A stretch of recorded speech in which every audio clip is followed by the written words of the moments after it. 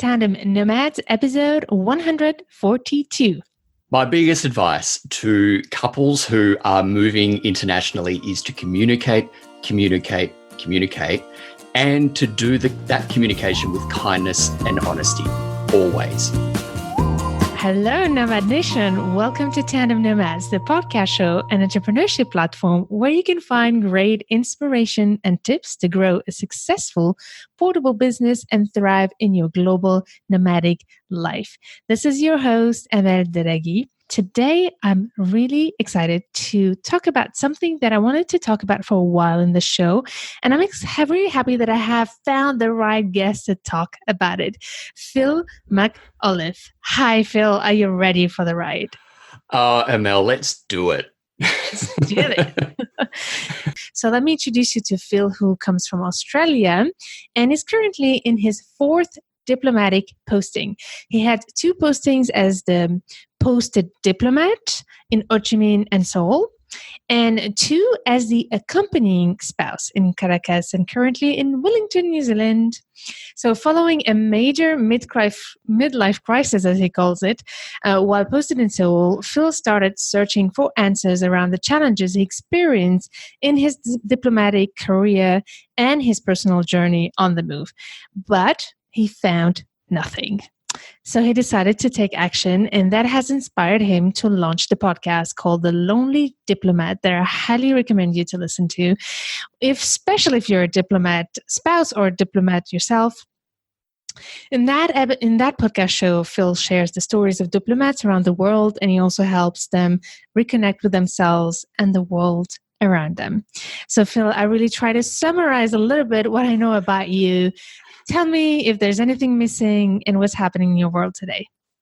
Well, Amel, firstly, thank you so much for having me. This is a real thrill and I'm really excited. That was such a great intro. I think we probably should just wrap it up. It's been when one hears about their life in, a couple of sentences, it really stirs up a whole lot of emotions. It's like, wow, that's actually really happened. And wow, that sounds really exciting. And then you go, actually, that's my life.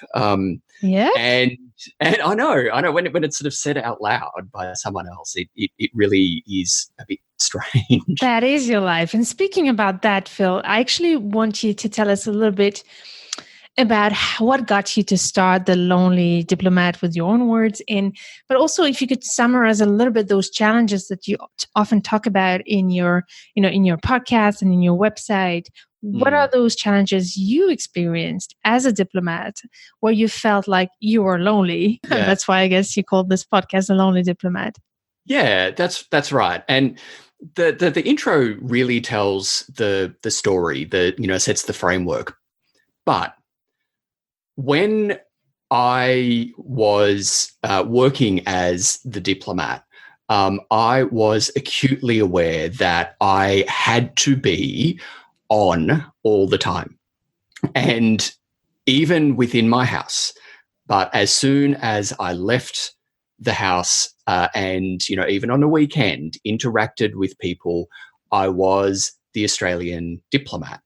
And that's at once really such a privilege and an honor. I'd always wanted to represent my country overseas. And that I got to do that was, and still is, such a thrill. But it comes at a cost. And the cost is what I explore in my blog and podcast. And as diplomats, particularly in the Australian context, in a couple of other countries as well, so particularly New Zealand, being seen as a whinger, saying that things aren't okay, is quite discouraged and socially, not socially unacceptable, but is something that, you really don't want to do. You don't want to be perceived as the person who just whinges and complains. But this is the kind of life where the costs are enormous, even though the rewards are enormous and personally satisfying and, working on behalf of your country and advancing its interests overseas, but the personal costs are significant, and we can be loath to talk about them out loud for fear of being perceived as being the whinger and the complainer. But that doesn't make the difficulties go away. Ignoring them doesn't make them go away. Ignoring them makes them worse. Totally. Yeah, and so that's what my work is about. And so, yeah, you said, went through a major midlife crisis, and I'm kind of wanting to imagine what a minor midlife crisis looks like. But for me, it was the realization that, this fantastic lifestyle that I was leading with my family, and the privilege and the honor of, sitting behind the Australian flag at meetings and representing Australia, that meant that the moving from place to bouncing in and out of Canberra, I had friends, but they were on largely living the same diplomatic life, and we were kind of bouncing all over the world.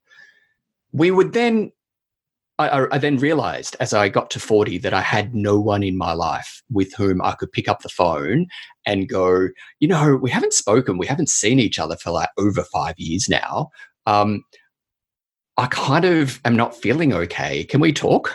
I had no one in my life who I thought I could do that with beyond my wife. And if, you need to talk, complain about your wife, like who do you talk to kind of thing, for instance.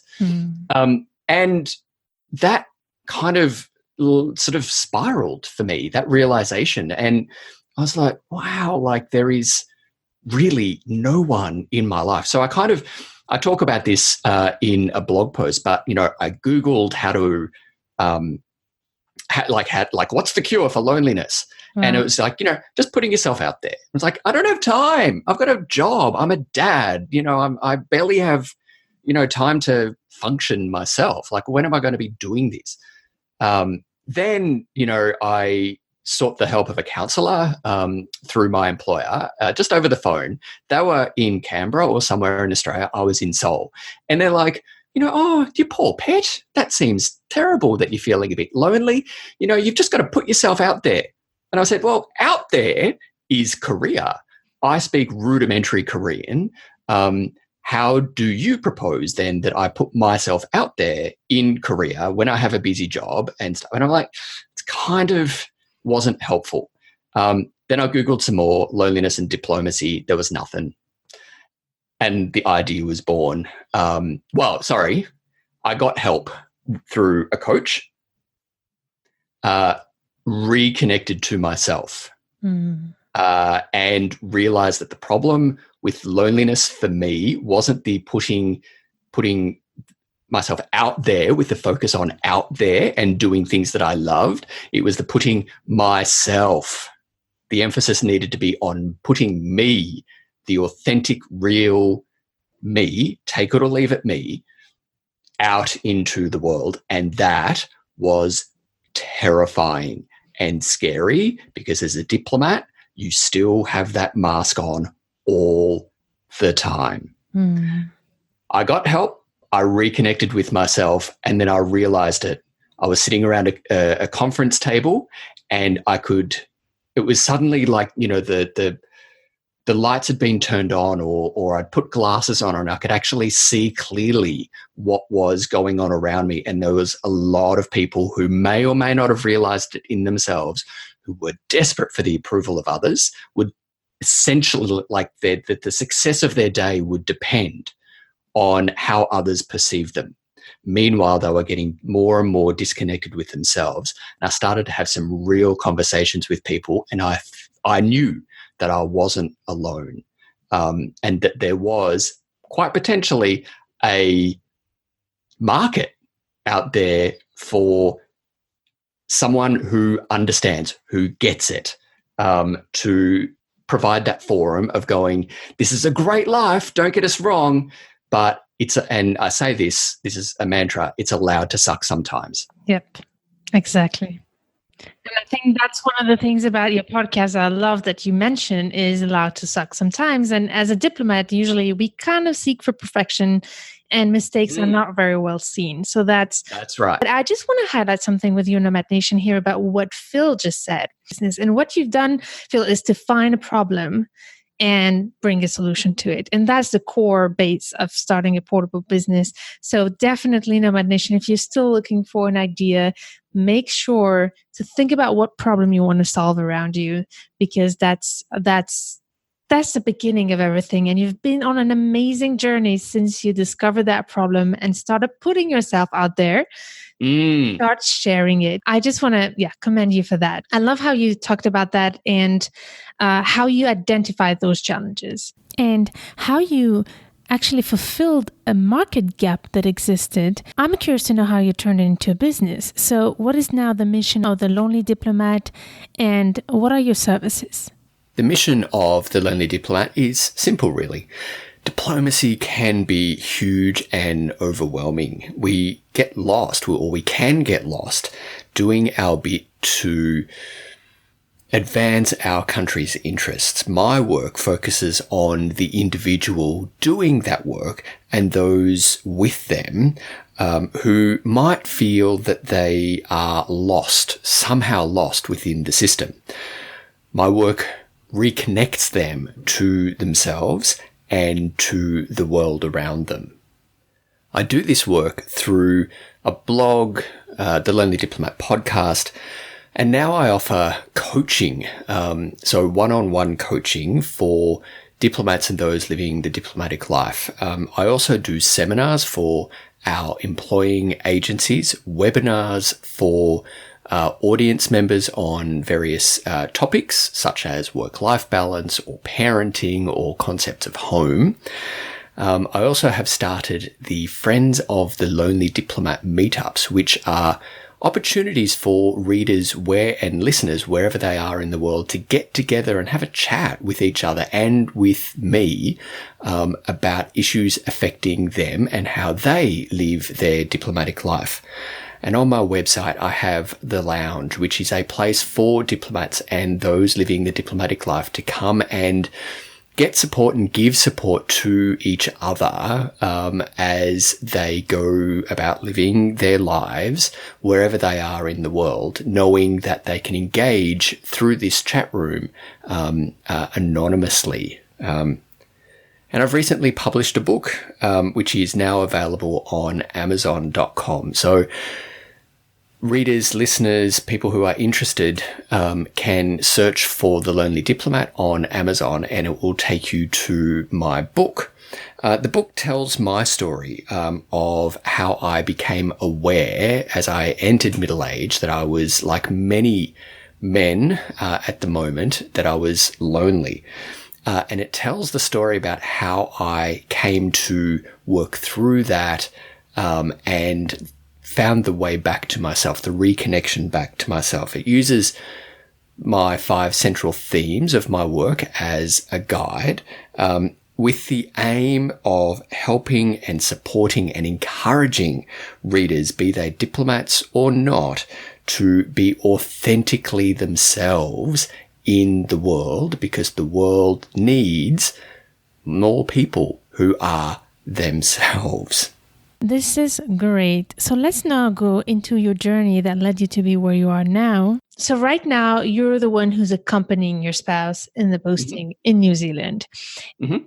I would like to know, as you've done that, once it was her, once it was you, how did you come up with that agreement?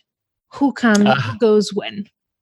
Yeah. I'd really like to say that there was some kind of grand plan, in the relationship. And for us as two individuals coming to a relationship years and years and years ago, we both wanted to be part of something bigger than ourselves. And that is at once the allure of working in the public service in any capacity, working in the government sector. You're part of something bigger than yourself. For me also, since I was 14, wanted to work overseas in a capacity, in a non-military capacity. I'm not sort of the military type, but when my wife and I got together, we had been together for maybe 6-7 months, and a posting round for her came up. And it kind of necessitated the conversation, 2 major conversations. It's like, okay, where does she go? And I remember I learned German. German was a minor for me at university, and Berlin was on the list. And I remember sort of looking down the list and going, oh, Berlin's on the list. That's great. I won't need to learn the language. She's like, yeah, that's good. But, Caracas is on the list too. And it's Spanish, and it's in the Caribbean, and it's far away from Australia, and it's going to be great. And you may or may not come with me. I don't know if you're a keeper yet. And so she put down Caracas, got it. And then we found out about Caracas, and then had to have the conversation of like, all right, is this relationship worth investing? Is this, will it survive, moving the other side of the world? And that's how, the merry-go-round, the postings merry-go-round actually started. Now, I'm really lucky, and Australian public servants in my position are very lucky, as opposed to many of your listeners, I would dare say. That's true. That's something good to highlight. I have, as a condition of service, if my spouse gets a diplomatic posting, and this applies to my wife as well, if I get a diplomatic posting, no questions asked, term of the posting, leave without pay, and I'm guaranteed a job when I come back. And generally, I'm not punished for leaving for 3 years. In principle. But of course, like your skill, depending on what you get to do overseas while you're on leave, like, your skills could be a bit rusty. You might not be as marketable when you come back into the department or whatever. But I'm really lucky. Like, I don't get penalized. Like, I don't have to quit. I don't have to, look again. And in many times, as a diplomatic spouse, I don't get work rights in the country that I'm living in. But I did in Venezuela, and I was a journalist. And I do here in New Zealand as an Australian citizen. So the 2 places for me where I've been the accompanying spouse, I've been really lucky that I could, if I needed to, and I did in Caracas, go out and get a job. Then in terms of, the overall plan, it's generally a posting, come back to Canberra, a few years in Canberra, get promoted, get posted again. And so posting rounds would come up. We'd sort of we'd look at them and go, okay, do we want to, do we not, where are the kids up to? Or do we, want to, are we having kids? And kind of fitting our relationship amongst, in between all these considerations for our careers.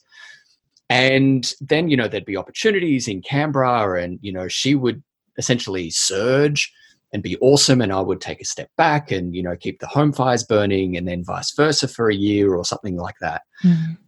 But it was very much a partnership in making those, or it is very much a partnership in making when we made those decisions. And, can this be a place not only just to go on holiday, but can this be a place to live and have a great experience, knowing that there might not be work there, but it's a valuable life experience for us. Yeah, that's amazing. I think you talked about something very important, the term partnership. And that's, what I always say, tandem nomads is called tandem nomads because it's a team deal. And you've clearly managed to make that team, although it was not a grand plan, like you said. You did not have a strategy, but it comes from a deep understanding of each other and respect for each other, like you said. Yeah. But you said something also that I'm thinking about our listeners here in Nomad Nation who are thinking, how can they apply in their case? It's true that not everybody has the chance to be able to keep their job while moving abroad. So yes, that's for sure. It's a very, and in the diplomatic sphere, it's getting more and more common, which is good. But in the corporate field, I'm not sure if it's yet possible. I just want to talk about the being a male accompanying spouse. So how did you experience that? Yeah, look, I have to say there's something great in being naive. And just sort of going, yeah, that sounds like a great opportunity. And then kind of starting to do it and go, oh, crap, this is really hard. Or I hadn't expected this. So this was back in 2001 and I was early mid-20s when we first went to Caracas. And I was leaving behind a nascent career in Canberra. And I distinctly remember that feeling that came when the front door to our apartment closed on the very first day that my wife went to, or we weren't married then, went off to work. And with that sound went all my Spanish. I had done French at school. I was learning Spanish, but I sort of spoke Spanish, but it came out French. And, I had there was the housekeeper in the house, and I'd never had a housekeeper before. I'm like, what the hell how do I tell her what to do? Or, we didn't have anything anyway.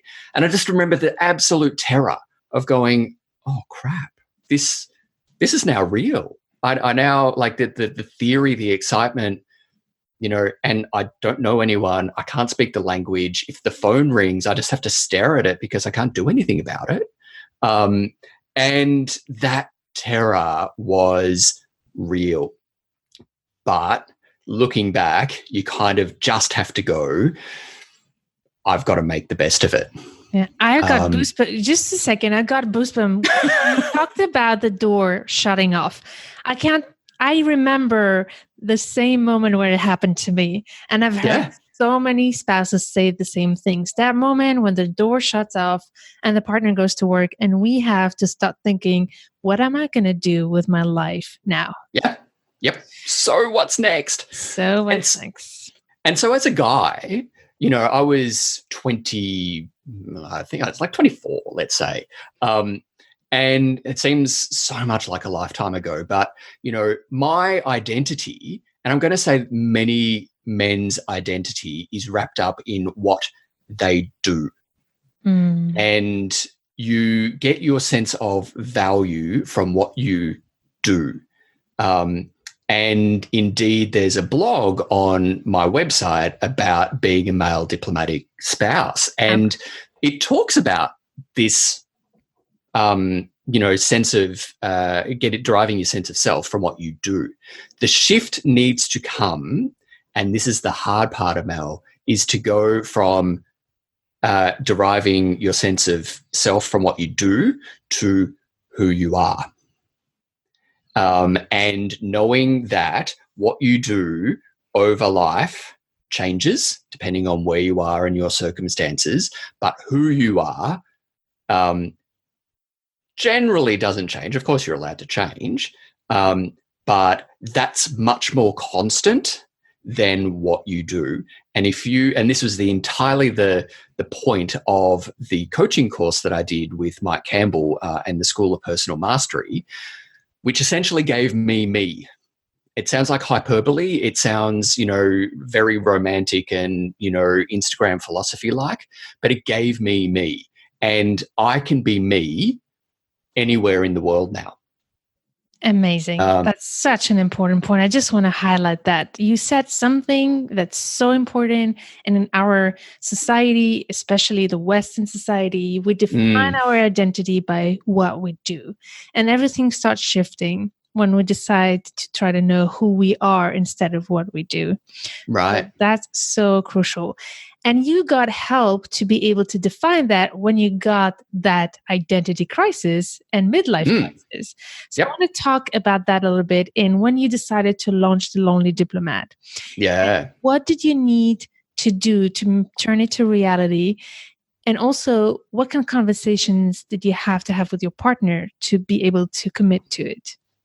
Yeah, I'm really so lucky to have such a supportive partner and to be in the position where we could actually afford for me to not have a reliable income coming into the family. So that's the environment. And knowing that there is the opportunity of this posting and a defined 3-year period where, while being the primary carer for our children, while keeping the household running and going to the supermarket, and, right now there's a load of washing of some of the kids' sheets. It's Thursday, so it's washing day. That's what I'm doing today. It's not, all, cocktail parties and stuff. It's living living life and keeping the household running. But having that opportunity, having that space to employ what's going on in my mind, putting that idea into reality is absolutely golden. It's such a fantastic opportunity. And both my wife and I were really keen to just see how it goes. Mm-hmm. It's essentially, and I'm very lucky, essentially it's risk-free. I want to insist on that one, because that's the case of a lot of expat partners. I know it's not the case of all of them, but no. It's risk-free. There's nothing to lose than to try it. And this is so important. Although there's maybe some minor investments at the beginning. Right. How does it affect you as a male to take this role? Does it in any case affect you? Well, yeah. I mean, part of the whole deriving your, the masculine and mm-hmm. kind of not wanting to get too much into the masculine and feminine yin yang mm-hmm. That lives within us all as humans. But the masculine requires the, providing. And traditionally in Western societies, a man provides through work and bringing in money. I've had to redefine how I provide for myself and for those most important to me. And if it happens to be about cooking a kick-ass meal, then, or just sort of putting baked beans on toast, that's, everyone goes to bed, with full bellies and knowing that they're loved. Sometimes that's enough for the day. But it's that redefining how I provide when, I'm working and being in my masculine. And was that a challenge at some point for you? Yeah. Yeah. Yeah. I have to say, there's a group of male diplomatic spouses and we get together generally once a month. They're all working. And, the conversation, talks about, so, how you going at work?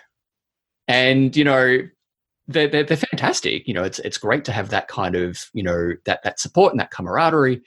But the question then, so Phil, what are you doing? I was like, I'm just sitting in my small study in my small house, typing things out and speaking into a microphone by myself, and kind of not bringing in much money yet. But it is, really, but I'm getting that absolute connection with people who are really hurting physically, emotionally, and mentally hurting. And that to me is so fulfilling that it remains an absolute privilege to do that. And knowing that I am contributing, so I'm contributing to the household and I'm also contributing to society, if I wanted to use sort of a big romantic word, I'm contributing to something bigger than me. Wow. Which is just like what I would get from being a public servant if I was working, as a full-time public servant. I think it takes a lot of courage to make that decision and to actually go through that transition that must have been painful at some point. So that's quite amazing. But you also got help that led you to start the Lonely Diplomat and to be able to launch, affect the lives of people thanks to your show. So I just want to talk about that. How did you get to really commit to investing in the coaching you got and everything that had to come with launching the Lonely Diplomat? This is a really important point, and I have this conversation probably 2 or 3 times a week.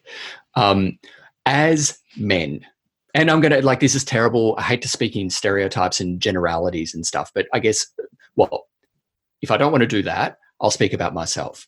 I was always interested in self-improvement, and I would read books. I would, like things like Stephen Covey, the 7 Habits of Highly Effective People. Mm-hmm. I devoured that and I loved it. And I thought that was the best book ever. And sort of started enacting changes in my life. But I did everything except put my hand up and say, you know what? I don't have it all together. I can't do it all myself. I'm not this self-contained unit of awesome perfection. I need help. And I did everything to avoid asking for help. And still now, I am kind of a reformed help asker. And I find that it was that kind of decision to go, you know what? I need to change, but I can't do it myself. I need some different tools. I need some skills and different ways of thinking. One of the hardest decisions of my life was saying yes to the invitation to join this new program. Mm. Hardest decisions generally are the best decisions. Mm-hmm. And I was terrified. I was so scared. Oh my God, I was so scared. What was scary about it? Oh, that there's one of the very first parts of the program was talking about personal behavioral drivers. What are you running to? Like what lights you up? That's easy. We all like, oh my God, I love doing this, and I love to travel, or whatever it is. But it's the running away from. And for me, I spent, and I write about this a lot, spent an enormous amount of time and personal energy in myself running from my sources of shame. Mm. And we all have sources of shame. For a diplomat, your sources of shame are incredibly dangerous, because if someone who we don't want to find out what we're ashamed of, we will do just, I want to invite your listeners just for a moment to think about something that they've done in their life that they are deeply ashamed of and would never, ever, ever want anybody to know about. We all have it. What would you do if someone came to you and said, I know all about it, and if you don't do something for me, I'm going to do this. I'm going to do that. I'm going to publish it on the internet. You would do anything to do. For diplomats, that's critically important, because that means that you're open to being taken advantage of. And so you spend so much time wallpapering over these cracks within yourself, and pretending that everything is fine, is perfect, your exterior is calm, and endless competence, but we are all running from those sources of shame. And for me, I was running fast, and I was terrified of stopping and feeling that shame, and that was in the first few weeks of this program. And that was what I was most scared of. That, however, was in working through that with kindness, with empathy, with no judgment, in this safe environment, those things that gave me shame are now my superpower. Mm. And because of those, here I am. I'm the Lonely Diplomat, and I'm here to help. Coaching was, for me and my sources of shame, the perfect environment, because it was a group of guys who were getting real and were having these amazing conversations, because we all could relate to the pain that we were having in our lives. And it's not until we processed that pain, felt it, stopped running, that we could actually move on and fully reconnect to ourselves. Yeah, that's very important. So I think that's the biggest message I want to share here is about taking action. And you have been taking action by getting the help you need and invest in it financially. So I wanted to know if you had to have that conversation with your partner. Yes, I so desperately wanted her to say no. We couldn't afford it.